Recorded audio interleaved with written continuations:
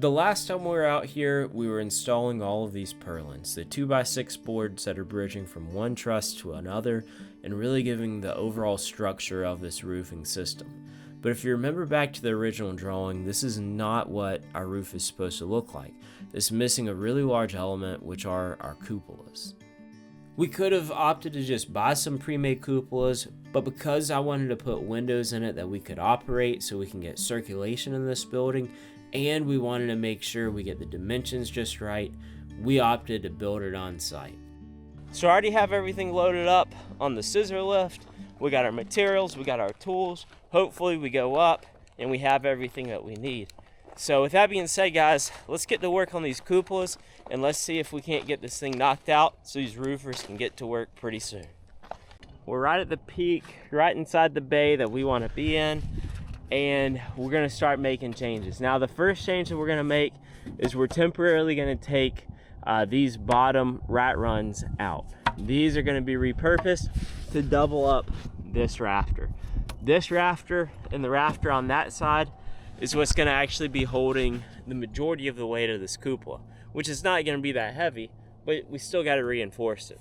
So we're going to move these up, double these up, and then we'll screw these together so there'll be one solid beam. Now, if you're wondering like, oh, hey, where are the plans for this thing? Oh, they're right here. So, you know, if you want to see the plans for it, just look at the end of the video, and then you'll know what it's going to be like.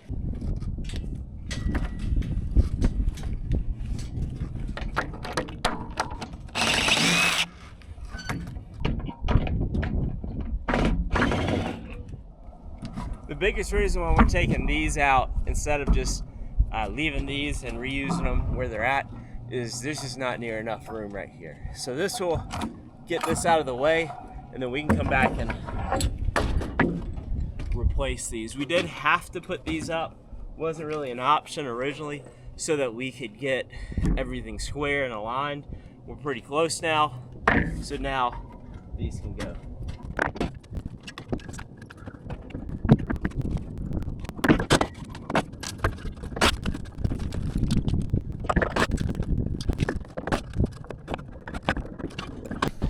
So now we have these nice and doubled up. This is going to give us the base of our structure. And then from here, we're going to create a double beam to go from here to here, which will be the very bottom foundation of this whole thing. From there, we'll start building up. So let's get those measured and cut. All right, so the way to figure out the length is we're going to go on the top numbers. So we're going to see how far it is from top edge to top edge, and then from there we'll work back with our framing square. We'll figure out that 10-12 pitch, which is right around 40 degrees, and then we'll cut those to each length. We'll try and be smart and only cut one at a time to make sure we don't mess this up before we get too far along.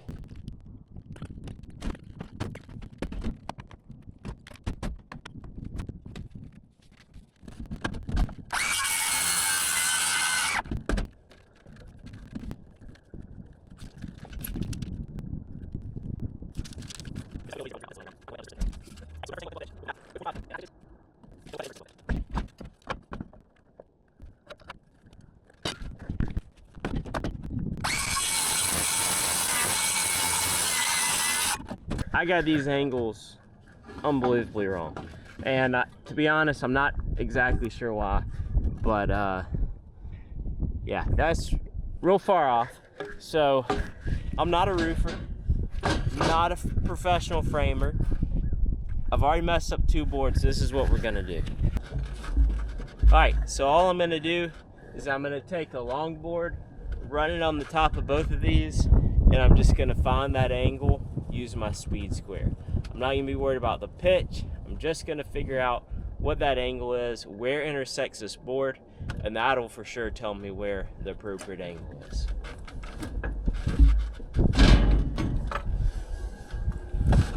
I hope.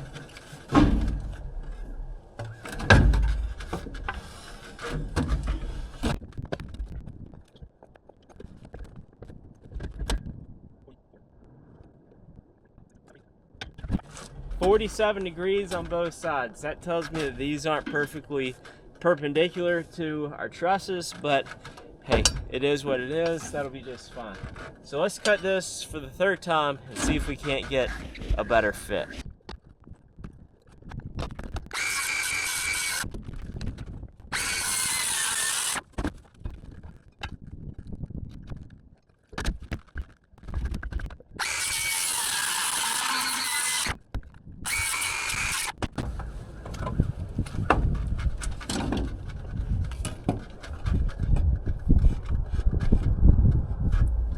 Huh. Okay, that's not right either. This is gonna take me a little bit. I'll be right back. All right, so we got a pretty good fit here on both sides now. The problem I had is I ran that board up. I found the angle was 47 degrees, but that was actually the inverse of what we should have cut. So we needed to take the 90 minus 47, which gives you 42, which gives you 43, and that's the angle we need to cut these at. So this is good. We'll cut another one just like it, and then we'll cut another set for this side. Then we'll go ahead and find the right positioning for these and make sure they're nice and aligned right where we need them to be.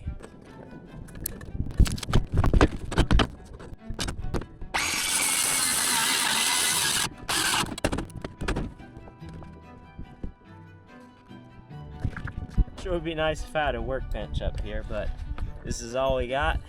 40 feet in the air, so this is what we're just gonna deal with, huh?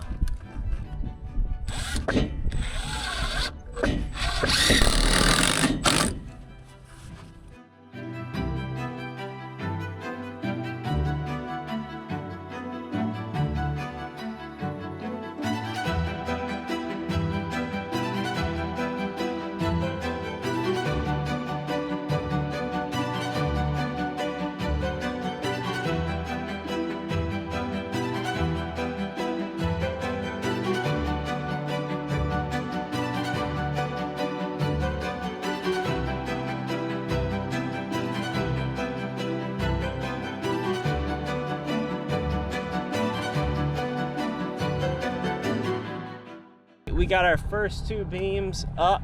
I will come back and put some more, probably some brackets on this to really secure that, make sure it's ready to hold the weight. So now we're ready to start going up. So I'm gonna have to go pull my plans up, review those, make sure I get the height right. But from there, we basically have two flat walls here, and we're ready just to start going up from there. We are gonna have to pop out these ridge beams. We'll put them back in later.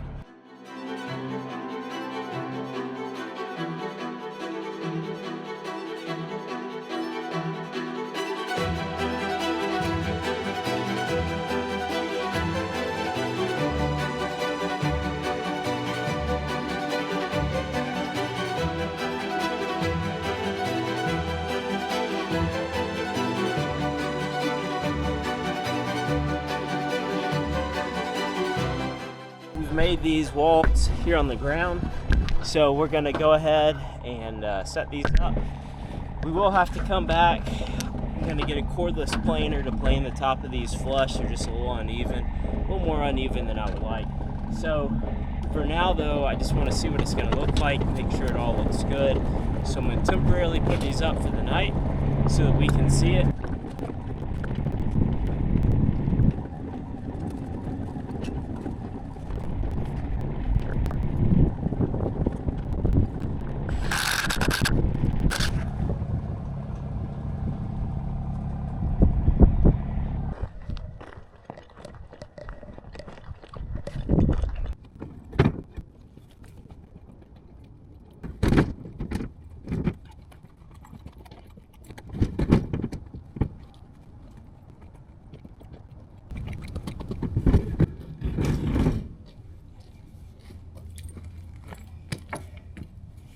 Well guys, as you can tell, I changed my plans a little bit. Let me tell you what happened.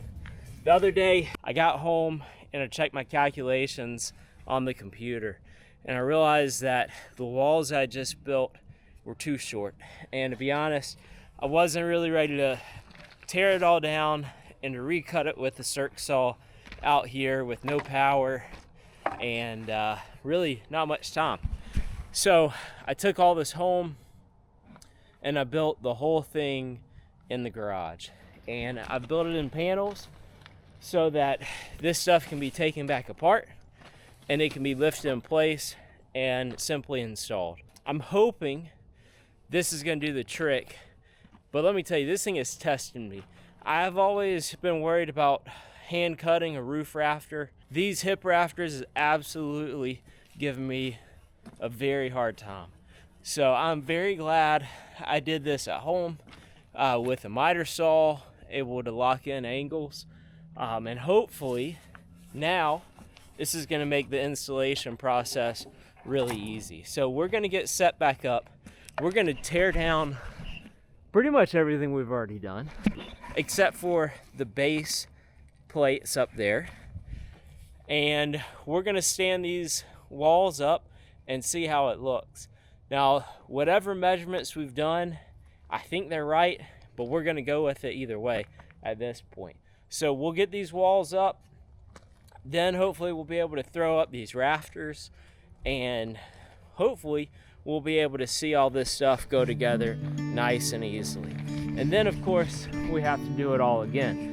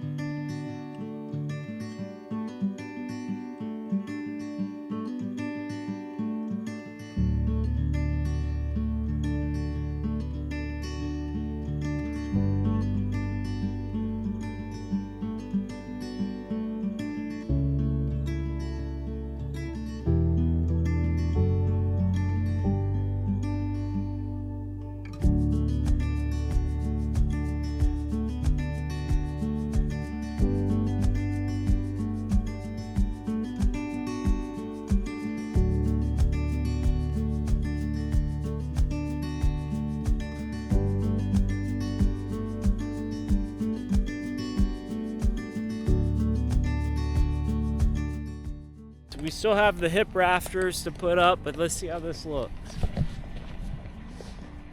Yeah, it looks like it's missing a couple rafters, so we'll get those put up, but I'm pretty happy with how this is shaping up right now.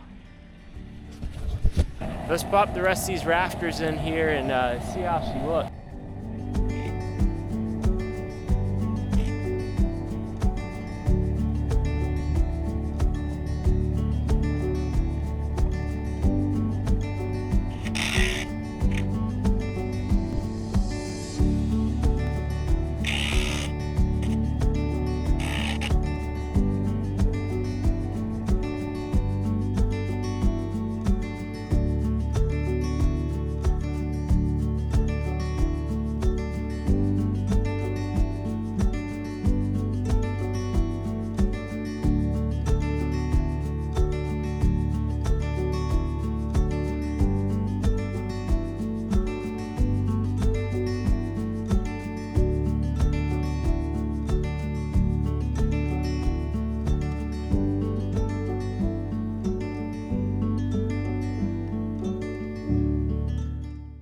The other day, we got this first cupola pretty well knocked out. There's just a little bit of sheathing left to do, and we'll do the rest of the fascia detail at another point. We're kind of running out of time here before the roofers come.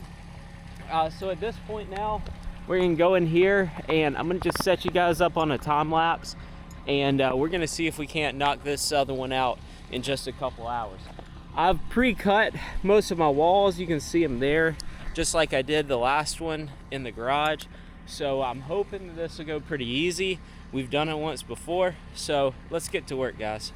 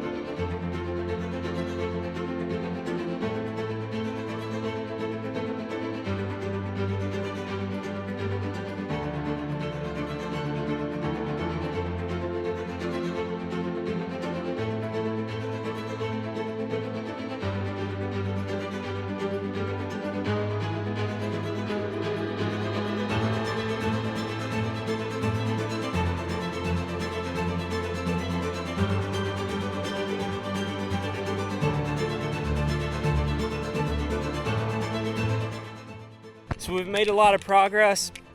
We have both of these cupolas framed up now. As you can see on this one though, I did go ahead and put the sheathing on top, but decided at this point I'm not comfortable getting all the way up there whenever I have roofers coming that don't mind doing it for me in a couple of days. So the roofers will be here. They'll put the sheathing on the top of that roof. I already have it pre-cut, and they're gonna tape it and all that kind of stuff for the air sealing. What we have to do now though is we got to get our fascia and sub-fascia on. Why is this important to get done now? It's because when they come and put this metal up on top of these cupolas, we don't want to have to go up there and keep fooling with the fascia and the soffit. So we're not going to get it all done now, but we want to make sure it's all there in place so that they know exactly where to put this metal, and we don't have to worry about making adjustments to the roofing or the drip edge after the fact. So I've pre-cut some boards, which is right at 3 inches. That'll be what we need for our sub fascia. So we'll go up there, cut those to angle, and then once we're done, we'll come back and we'll zip tape from our sheathing down to our sub fascia. That's gonna really help us get that air seal so that we don't get animals, bugs, dirt, and dust blowing in from the soffit. Because we don't want to get up there and clean it often, and we're really trying to keep this building as airtight as possible. Now, there's going to be plenty of places that doesn't work and air and bugs are going to get in, but that's why we want to be careful now. We want to try and keep out as much of that as possible, and this is the first step to doing that. That's it for this video. We've gotten everything done that we possibly can before the roofers come. The roofers are going to help me finish the last couple details on these cupolas, and then from there they're going to start slinging all this metal.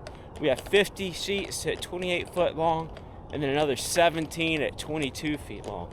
So guys, this is it for this one. This roof prep has been absolutely miserable, much more difficult than I thought, but hey, that's how it goes sometimes. We will see you guys on the next one when we're finally installing the metal on this building, and thankfully I'm not the one doing it.